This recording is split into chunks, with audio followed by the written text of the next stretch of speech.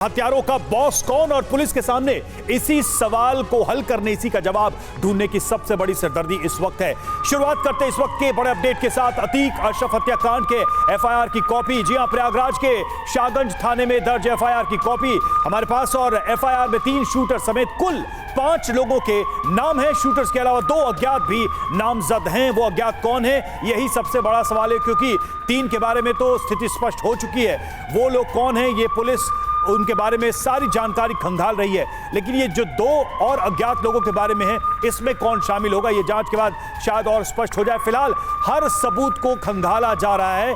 इन हत्यारों के mobile phone, उनके कॉन्टैक्ट्स, वो जहां रहते थे, जहां से आए थे, हथियार कहां से लिए, इन सारी चीजों को छानबीन के दायरे में लाया गया है। तो बड़ी खबर इस वक्त की एफआईआर की कॉपी आपके सामने TV9 भारतवर्ष लेकर आया है।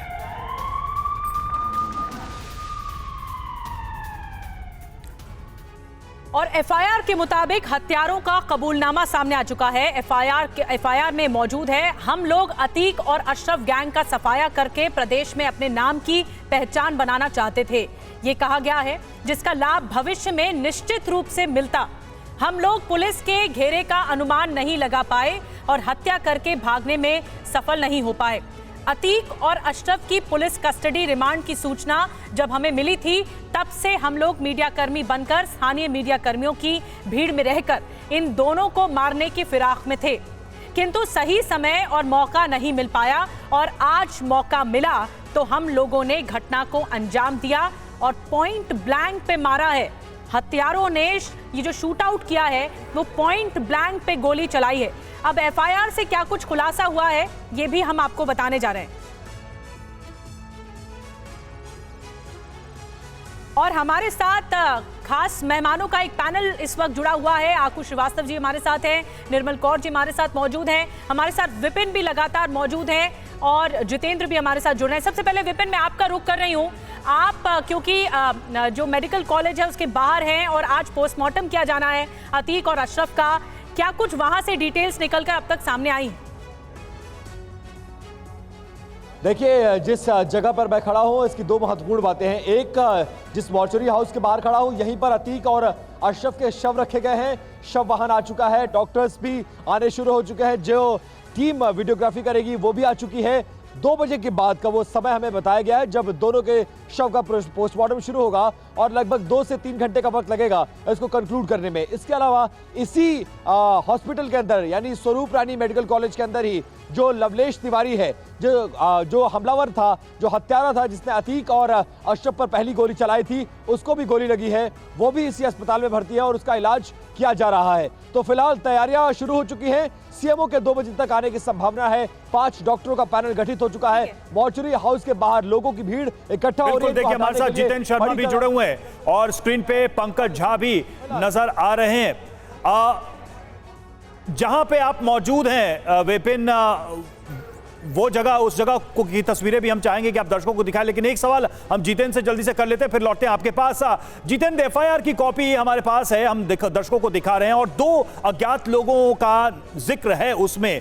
क्या यह माना जाए कि शायद ये वही लोग हैं जो इस पूरे हत्याकांड के पीछे मास्टरमाइंड है? क्योंकि अभी तक बहुत खुल के तो चीजें नहीं आई हैं, लेकिन ये जो 2 अज्ञात लोगों के खिलाफ एफआईआर दर्ज किया गया, इसमें जो नाम है, जिनका जिक्र नहीं है लेकिन अज्ञात के तौर पे लिया गया है, इसमें काफी स्पेस दिखाई दे रहा है उस कॉन्स्पिरेसी थियरी के लिए। जी बिल्कुल, देखिए, जिस तरीके से अब इन तीनों की तफ्तीश शुरू की गई है, तीनों की कुंडली खंगाली जा रही है, उसके बाद कहीं ना कहीं अब एक बात पूरी तरीके से साफ है कि तीनों पर पहले से ना सिर्फ आपराधिक मुकदमे दर्ज हैं, इसके अलावा तीनों को कोई ना कोई है जो ऑपरेट कर रहा था बाहर से बैठकर, कोई ना कोई है जिसके इशारे पर इस हत्याकांड को अंजाम दिया गया, किसी ने इनको हथियार मुहैया करवाए। तो ये वो तमाम चीजें हैं अब जिनकी तफ्तीश गहनता से शुरू करने जा रही है यूपी पुलिस। इसके अलावा TV9 भारतवर्ष सुबह इस बात को बता चुका था कि कहीं ना कहीं ये तीनों अपराधियों का जो मकसद था वो खुद को मशहूर करने का था, अपने गैंग को मशहूर करने का था। बड़ी जानकारियां निकलकर भी सामने आ रही है, आपके पास आएंगे और लगातार ब्रेकिंग न्यूज सामने आ रही है। बड़ी खबर यह कि अतीक अशरफ की हत्या में जिगाना मेड पिस्टल का इस्तेमाल किया गया। तुर्की की कंपनी बनाती है जिगाना मेड पिस्टल। ये पिस्टल अवैध तरीके से भारत लाई जाती है। ड्रोन के जरिए पाकिस्तान से भारत आती है ये पिस्टल, अब इनके पास कैसे आई, शूटर्स के पास कैसे आई, ये भी बड़ा सवाल है। मूसेवाला की हत्या भी ज़िगाना मेड पिस्टल से हुई थी।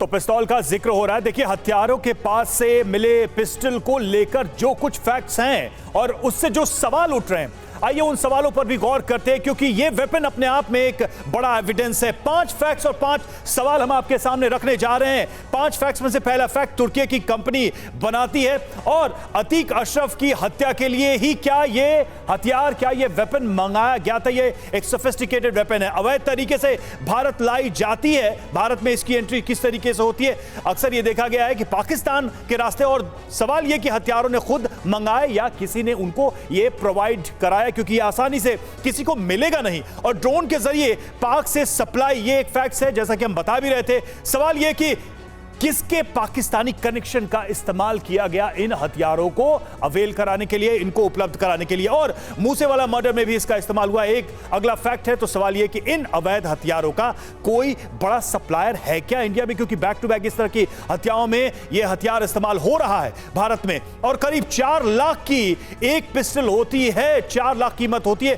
खरीदने के लिए पेमेंट किसने दिया, ये रकम किसके हवाले से पे की गई, ये भी एक सवाल है। जितेंद्र के पास वापस चलते हैं। जितेंद्र, इस पिस्टल को लेकर बहुत सारे खुलासे हुए हैं। मूसेवाला की हत्या से लेकर यहां तक आसानी से इंडिया में उपलब्ध नहीं है। ये जो लोग हैं जिनका इनका हिस्ट्री रिकॉर्ड है, जिन्होंने हत्या को अंजाम दिया, उनके पास ये हथियार कहां से पहुंचा? ये लिंक क्या बहुत बड़ा लिंक है जिससे कई और राज खुल सकते हैं?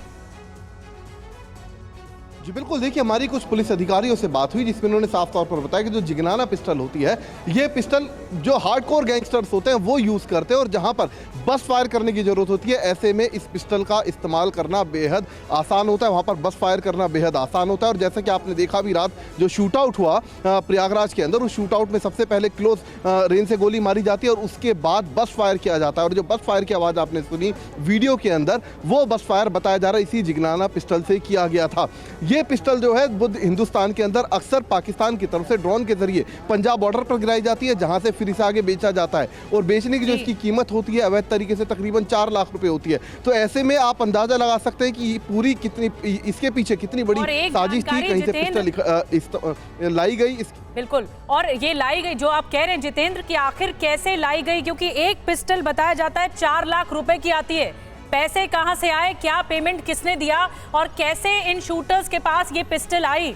इसकी जो मैगजीन होती है 15 से 17 बुलेट इसमें होती है, ताबड़तोड़ फायरिंग की जा सकती है। बहरहाल 6 तस्वीरें आपको एक साथ 6 तस्वीरें दिखा रहे हैं। जो एफआईआर है, एफआईआर की कॉपी TV9 भारतवर्ष के पास है, और आपको हम लगातार बता रहे हैं जहां पोस्टमार्टम होना है अतीक और अशरफ का, वहां से भी तस्वीरें आ रही हैं। इसके अलावा कब्रिस्तान में कब्र भी खुद गई है अशरफ और अतीक की, वहां से भी तस्वीरें आप तक पहुंचा रहे हैं। और इसके अलावा जो तस्वीरें आ रही हैं, जो शूटर्स का घर है, किस तरह का आपराधिक रिकॉर्ड रहा है, ये भी TV9 भारतवर्ष आप तक पहुंचा रहा है। तो 6 तस्वीरें आपने देखी, कुछ और तस्वीरें आपके सामने हम रखने जा रहे हैं। ये 4 तस्वीरें आपके टीवी स्क्रीन पर इस वक्त, ये देखिए पोस्टमार्टम करने वाले डॉक्टर्स की तस्वीरें, होटल की पड़ताल भी की जा रही है जहां ये हत्यारे रुके थे, और हत्यारों के घर पर भी TV9 की टीम पहुंची, उनके परिवार से हमने बात की। हत्यारों पर बड़े खुलासे हो रहे हैं एक के बाद एक, उनकी हिस्ट्री भी सामने आ रही है, और साथ ही उनके मोटिव को लेकर भी बहुत सारी नई बातें सामने आ रही है। 4 तस्वीरें इस पूरे हत्याकांड से जुड़ी हुई। और हमारे साथ इस वक्त खास मेहमानों का एक पैनल स्टूडियो में मौजूद है। निर्मल कौल जी, मैं आपके पास आ रही हूँ। जिस तरह का ज़िगाना पिस्टल का ये जो जिक्र हो रहा है, इसका इस्तेमाल किया गया है, इससे बर्स्ट फायर करना आसान होता है, तो यानी जो किलर्स हैं उनके पास इतनी अत्याधुनिक हथियार होना ये सवाल खड़े करता है। जी हाँ, ये तो निश्चित किसी साजिश के तहत किया गया हमला है। एक साजिश, एक कॉन्स्पिरेसी थी जिसके तहत आए, और ये जो बयानबाजी अभी तक हुई है बहुत बचकाना सी लगती है, considering the gravity of the crime, कि अभी तो वो फालतू किस्म की बातें कर रहे हैं और वो पकड़े गए हैं और अनुसंधान हो रहा है, पूछताछ होगी, गहन पूछताछ से सब बात सामने आएगी। पर निश्चित ही इतना सिंपल मामला नहीं है जितना कि पॉइंट बताया आपको जा क्या रहा लगता है, किन किन के साथ लिंक होगा इनका, बॉस कौन हो सकता है। मेरे को तो निश्चित लगता है कि जो आका थे अतीक अहमद के, because he had started singing, वो बताना शुरू कर गए थे अपने से भेद की बातें, और बेटे की मौत ने उसको बिल्कुल तोड़ दिया था, और वो तो वैसे ही इतना असहाय है। In fact as a professional it is ये बिल्कुल ऐसा लगता है कि हम लोग हार गए पुलिस लेकिन वाले। अंकुश क्यों हार श्रीवास्तव जी, गए? हार गए क्यों? एक बात मुझे कहने का हाँ। मौका दीजिए। हार गए इसलिए कि एक पहली बार ऐसे माहौल में, देखिए जब भी कोई ट्रायल होता है, एक तो ट्रायल होता है क्रिमिनल का, उसके साथ साथ एक ट्रायल होता है हमारे क्रिमिनल जस्टिस सिस्टम का। यहाँ पर लग रहा था कि बहुत निष्ठापूर्वक तरीके से सब कुछ किया जा रहा है, और क्रिमिनल जस्टिस सिस्टम इस ट्रायल में एकदम पाक साफ होकर निकलेगा, अच्छा निकलेगा, वो जीतेगा, ऐसी पूरी उम्मीद हम पुलिस वालों को, जो प्रोफेशनल निकट से देखते हैं पुलिस के अनुसंधानों को, उनको लग रहा था, जरूरी लगा। ऐसा लगता है कि हमारे हाथ से किसी ने छीन लिया, लेकिन आखिर में एक जो हुआ ट्रायल हम नहीं कर पाए। बिल्कुल बिल्कुल। और कुछ श्रीवास्तव जी, ये इस पूरे मैटर में अगर हम देखें, ये जो बयान अब आ रहे हैं, अभी तक जो हमारे सोर्सेज के हवाले से बात आई है इन हत्यारों की तरफ से, क्या आपको लगता है ये कुछ माइंड गेम भी खेल रहे हैं? क्योंकि धार्मिक नारा लगाने से लेकर अलग अलग बातें कहना, ये कुछ आपको अजीब नहीं लग रहा है? या तो वो बहुत, तो डेफिनेटली एक अटेंशन डाइवर्ट करने का प्लॉय था। अकुज जी जी, जहाँ तक ये पूरा एक, इसको ये नहीं माना जाना चाहिए कि एक उत्तेजनावश कुछ लड़कों ने कुछ तरीके से कर दिया।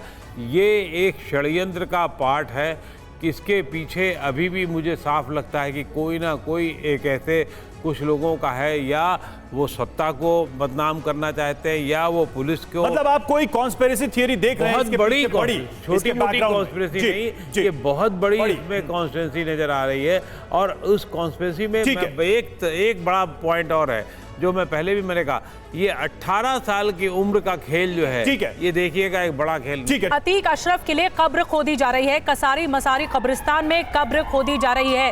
ठीक वहीं पर जहां पर अतीक के बेटे को दफनाया गया, असद को दफनाया गया, वहीं पर ही पिता अतीक को और चाचा अशरफ को दफनाया जाएगा। तो कसारी मसारी कब्रिस्तान, जहां पर कब्र खुद चुकी है, 2 कब्रें खुद चुकी हैं।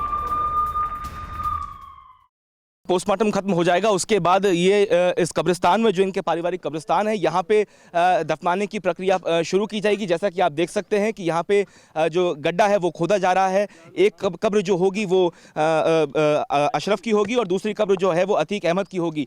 ये 2 कब्रें यहाँ पे खोदनी शुरू हो चुकी हैं, और पूरी तैयारियों को अंजाम दिया जा रहा है। जैसा कि आप जानते हैं कि गुरुवार को जिस तरीके से असद को मारा था, तो ये आप देख सकते हैं, ये वाली जो कब्र है ये असद अहमद की है, जो कि अतीक अहमद का बेटा है, जिसको यहाँ पे सुपुर्द खाक किया गया है। इसके अलावा यहाँ पे 2 से 3 कब्रें और भी हैं, जो कि असद अहमद के पिता, उनकी माताजी और उनकी नानी की हैं। तो 3 कब्रें यहाँ पहले से बनी हुई हैं। चौथी कब्र असद अहमद की है, जो कि हाल ही में बनाई गई है, और ये 2 कब्रें और यहाँ पे खुद चुकी हैं। तो बेसिकली अगर देखा जाए तो एक पूरा परिवार जो है वो यहाँ पे दफन है इस कब्रिस्तान में। इनका पूरा खानदान जो है वो यहाँ पे दफन है। तो उस कब्रिस्तान की तस्वीरें आप देख रहे थे, जहां पर अब अतीक और अशरफ को दफनाया जाएगा। इधर अतीक हत्याकांड पर आरजेडी ने भी सवाल उठाए हैं। ऐसा सिर्फ फिल्मों में होता है? अतीक के साथ रूल ऑफ लॉ की भी हत्या हुई है, ये आरजेडी का आरोप है, आरजेडी का बयान। आरजेडी के वरिष्ठ नेता और सांसद प्रोफेसर मनोज कुमार झा हमारे साथ हैं। सर, अतीक अहमद और उसके भाई अशरफ की पुलिस कस्टडी में पत्रकार बनकर आए हुए कुछ क्रिमिनल्स ने हत्या कर दी। कभी सुना था इससे पहले? कभी भी आज़ाद हिंदुस्तान में, शायद फिल्मों में हमने देखा था। एक फिल्म का इनैक्टमेंट होता है, और ये चिंता का विषय होना चाहिए सबके लिए, क्योंकि हत्या कस्टडी में सिर्फ अतीक और उसके भाई की नहीं हुई। हत्या हुई रूल ऑफ लॉ की, हत्या हुई रूल बाय लॉ की, हत्या हुई कि जो इन्वेस्टिगेशन से आप मुकाम हासिल कर सकते थे, शायद किन्हीं को बचाने की कोशिश होगी, बड़े रसूखदार लोगों को, क्योंकि हर एनकाउंटर सच का एनकाउंटर होता है। हर इस प्रकार की इन कस्टडी हत्या सच की हत्या होती है। मुझे तो बहुत शक है कि शायद उत्तर प्रदेश शासन के रसूखदार लोग, उनकी संलिप्तता शायद बाहर आ जाती। तो ना आपने ये लाइव टीवी पर, हमने तो फिल्मों में देखा था भाई। मैं कल्याण सिंह जी का दौर देखा है, राजनाथ सिंह जी का दौर देखा, ऐसा भयावह दौर नहीं देखा।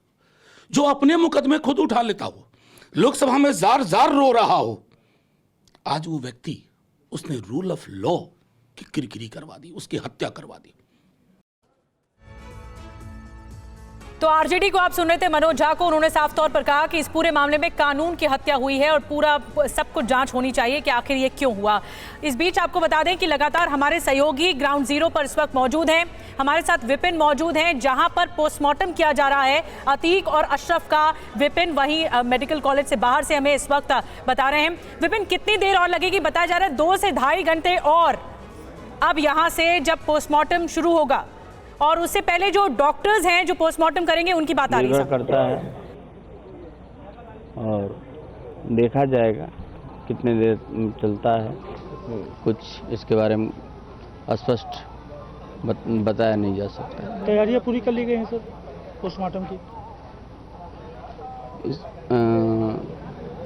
इसके बारे में मैं कोई टिप्पणी नहीं कर सकता और मैं आया हूँ, मेरी ड्यूटी लगी हुई है, मैं आया हूँ और गेट खुलेगा उसके बाद फिर। कितने डॉक्टरों की टीम लगी है लगभग? पैनल क्या रहेगा डॉक्टरों का पोस्टमार्टम में? मुझे सिर्फ अपने बारे में पता है, बाकी और जितने भी डॉक्टर्स आएंगे देखते हैं कितने लोग आते हैं। पैनल ही पूरा हो। 2 शव है तो डॉक्टर की कितनी टीम लगती है? अगर 2 शव है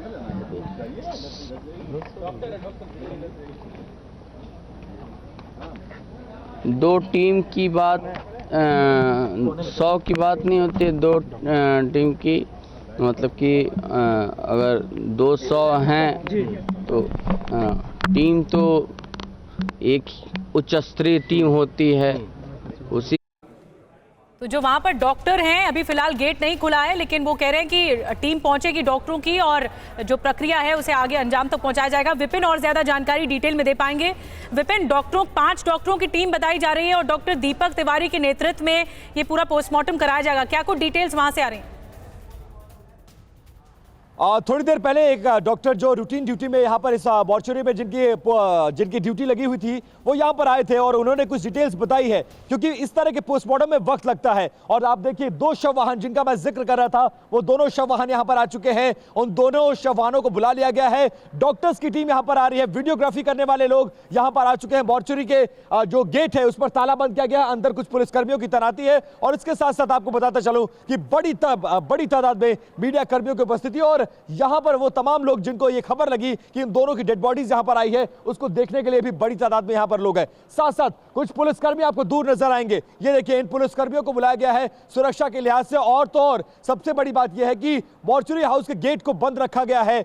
तमाम पुलिसकर्मियों की यहां पर तैनाती है। इंतजार किया जा रहा है जब सीएमओ के द्वारा गठित डॉक्टरों का वो पैनल जिसका नेतृत्व डॉक्टर दीपक तिवारी कर रहे थे, वो थोड़ी देर में यहां पर आ जाएंगे और उसके बाद पोस्टमार्टम शुरू होगा। लगभग 2 से ढाई घंटे का वक्त और लगेगा। और देखिए, उस शव वाहन के ड्राइवर यहां पर मौजूद है, एक बार उनसे भी जान लेते हैं और एक बार बातचीत करने की कोशिश करते हैं। नाम क्या है उनका? ये बताइए, आपका नाम क्या है, कहां से आए हैं और किसके शव को लाने के लिए आपकी ड्यूटी लगाई गई है? अरे अतीक अहमद और अशरफ के लिए शव वाहन के लिए सीएमओ साहब ने कहा कि जाइए वहाँ मर्चरी, वहाँ पहुँच जाइए गाड़ी लेकर के। हम लोग चले आए। अच्छा, 2 शव वाहन अलग अलग रहेगा, एक में अतीक की डेड बॉडी, एक में अशरफ की डेड बॉडी? जी जी जी। अच्छा, कितने बजे? हाँ, अलग अलग रहेगा। अलग अलग रहेगा। कितने बजे डेड बॉडीज को ले जाने का प्रोग्राम है? कुछ टेंटेटिव आपको टाइम बताया गया है? डॉक्टर बताएंगे। कुछ टेंटेटिव टाइम बताया गया है? वो डॉक्टर टीम बताएगी। अच्छा, कितने डॉक्टरों का पैनल है, कुछ इस बारे में जानकारी? अच्छा, तो देखिए, ये वो ड्राइवर है शव वाहन के और दोनों शव वाहनों को देखिए फिलहाल मूवमेंट शुरू हो गई है। मूवमेंट दिखाइए जरा। दोनों शव वाहनों को अब गेट के अंदर एंट्री दी जा रही है और इन्हीं शव वाहनों में अतीक और अशरफ दोनों की डेड बॉडी जाएगी। डॉक्टरों के पैनल का इंतजार किया जा रहा है। वीडियोग्राफी करने वाले को फिलहाल यहां पर बुला लिया गया है। मॉर्चरी के ठीक बाहर हम मौजूद हैं और लगभग 3 घंटे तक 2 से 3 बजे यह पोस्टमार्टम शुरू होगा और लगभग 2 से 3 घंटे चलेगा ये पोस्टमार्टम। दोनों का पोस्टमार्टम किया जाएगा, शाम हो जाएगी। तो अगर आज संभावना ये बन रही है कि आज उन दोनों का अंतिम संस्कार ना हो, क्योंकि शाम के रात के अंधेरे में अंतिम संस्कार नहीं किया जाता, ऐसे में कब्रें खोद ली गई हैं। और अगर परिवार आज अंतिम संस्कार करने पर राजी रहेगा तो डेड बॉडीज को आज हैंडओवर किया जाएगा। और आज अगर परिवार डेड बॉडीज को डिस्पोज ऑफ करने के लिए रेडी नहीं रहेगा तो बॉडीज को आज पुलिस अपनी कस्टडी में रखेगी, भारी सुरक्षा बलों के बीच में। जो सुरक्षा बल आपको नजर आ रहा है, इसी तरह तमाम पुलिसकर्मियों की तैनाती अलग अलग इलाकों में, चाहे वो चकिया का इलाका हो, चाहे वो स्वरूप रानी का इलाका हो, चाहे मोतीलाल नेहरू मेडिकल कॉलेज हो, या फिर उमेश पाल का घर हो, या फिर वो तमाम सेंसिटिव इलाके जहां अल्पसंख्यक आबादी ज्यादा रखती है, जिनके लिए अतीक अहमद रोल मॉडल के तौर पर देखा जाता था। तो पूरी तरह से व्यवस्था चाक चौबंद है। पोस्टमार्टम 2 से 3 बजे स्टार्ट हो जाएगा। डॉक्टरों का पैनल बना लिया गया है, वीडियोग्राफी करने वाले लोग आ गए हैं, ऑफिशियल्स का इंतजार किया जा रहा है, पुलिसकर्मी, पुलिस के बड़े अधिकारी भी पोस्टमार्टम के दौरान यहां पर मौजूद रहेंगे। तो थोड़ी देर का वक्त और 2 से 3 बजे के आसपास पोस्टमार्टम शुरू हो जाएगा और लगभग शाम 6 बजे तक ये पोस्टमार्टम चलने की संभावना जताई जा रही है। निधि जी बिल्कुल, तो विपिन जानकारी दे रहे हैं और निर्मल जी हमारे साथ बनी हुई हैं, साथ ही आकुश श्रीवास्तव जी हमारे साथ। आकुश जी, मैं आपके पास आ रही हूँ।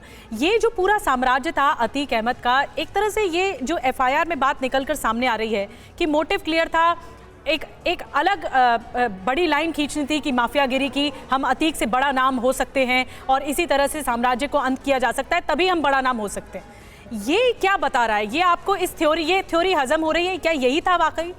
अतीक का साम्राज्य कोई एक दिन में नहीं बना है। अतीक 40 साल में अतीक बना है और अतीक के बनने के लिए जहां उसने दिमागी काम किया, वहीं क्रूरता का इस्तेमाल किया, वहीं उसने अपने संपर्क बनाए, राजनेताओं से संपर्क बनाए। तो ये एक लंबा प्रोसेस हुआ है।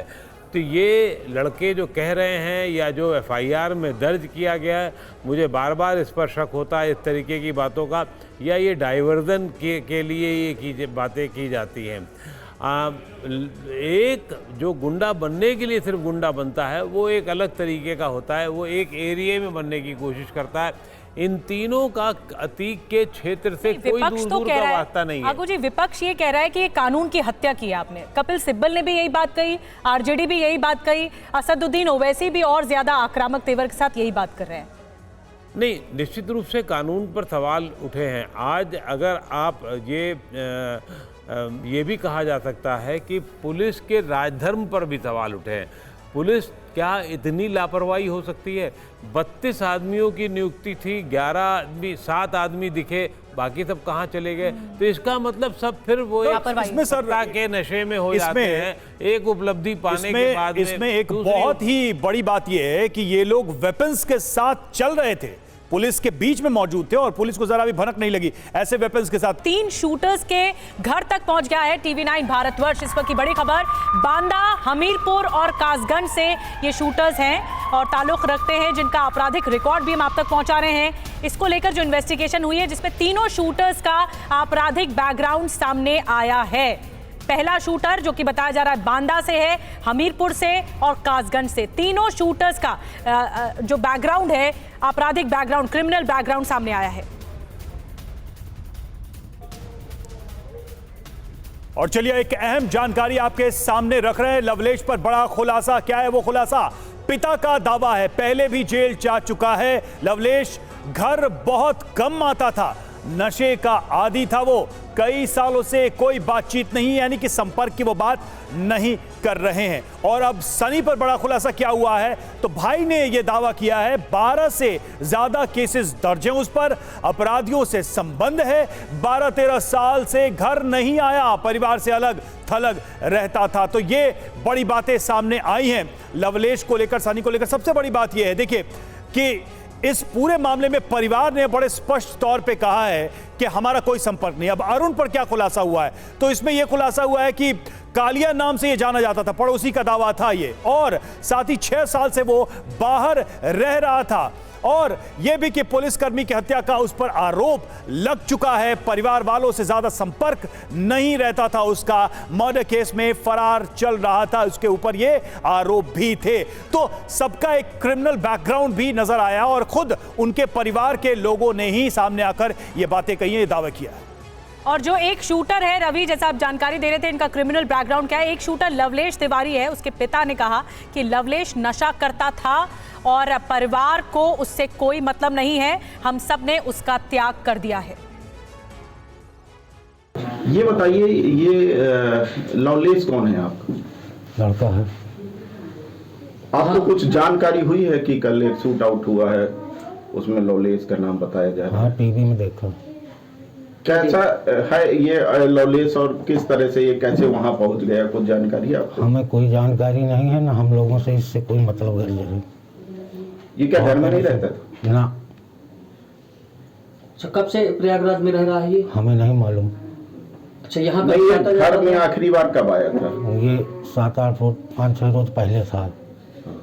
हमसे घर से किसी कोई चीज़ से मतलब गज नहीं, आता था अपना नहा धो के, जब भी 4-6 रोज में आता था नहा धो के अपना निकल जाता था। कोई ना किसी चीज़ से मतलब था। अच्छा, प्रयागराज ये आता जाता था, ये आपको बताता था कभी? ना कभी हमसे बातचीत नहीं हुई। पूरा मोहल्ला बता सकता है, पूरा घर बता सकता है, हर आदमी के हमसे लोगों से कोई मतलब गज नहीं थे। सालों से बोलचाल बंद है। जब उस लड़की की थप्पड़ मारा था, उसका एक केस चल रहा है। कौन सा केस? अरे एक बिटिया को थप्पड़ मार दिया था इसी चौराहे में, उसका मुकदमा चल रहा है। तो आपने शूटर बेटे से रिश्ता ही खत्म कर दिया। निर्मल जी, मैं आपके पास आ रही हूँ। ये जो 30 पुलिस कर्मियों की फौज चल रही है, बायोमेट्रिक सिस्टम से निगरानी रखी जा रही है, इतना स्ट्रांग विजिलेंस होने के बाद इतनी बड़ी चूक, इतनी बड़ी लापरवाही कैसे हो सकती है? जी हाँ, लापरवाही तो हुई, परंतु ये मीडिया के दबाव में इस समय सारा अनुसंधान और सब कुछ इतना पब्लिक लेयर में चल रहा है कि मीडिया की महत्वपूर्ण बहुत भूमिका हो गई है इसमें। एक ऐसा हो गया जो कि पुलिस, जो कि एक बहुत प्रोफेशनल इन्वेस्टिगेशन होना था क्राइम का, वो एक तरह से मीडिया के सामने इतना आ गया है कि बहुत दबाव में पुलिस वाले काम कर रहे हैं और मीडिया को बहुत ज़्यादा रॉन्ग साइड पर करके उसी बात का उन्होंने फ़ायदा उठाया। बिल्कुल मीडिया है, लेकिन एक बड़ा सवाल ये, चूंकि पिछले कुछ घटनाओं के बाद से ये हुआ कि भाई मीडिया के ओपन स्पेस में चीजें हों तो ज्यादा पारदर्शी। खुद अतीक अहमद कई बार ये बात कह चुका था। जी हाँ, वो खुद एहसानमंद है वो मीडिया का। वो कह रहा था कि मीडिया का धन्यवाद, क्योंकि सब कुछ जनता के सामने है। लेकिन अब सवाल ये है कि अगर कातिलों ने इतनी बड़ी प्लानिंग की थी तो फिर इसको कैसे पुलिस सॉल्व करती? अब सबसे बड़ा सवाल ये पुलिस का कि मास्टरमाइंड कौन है, आखिर इसकी जड़ में कौन है, ये ढूंढ निकाले। बहुत बहुत शुक्रिया आप दोनों का हमसे जुड़ने के लिए इस कार्यक्रम में।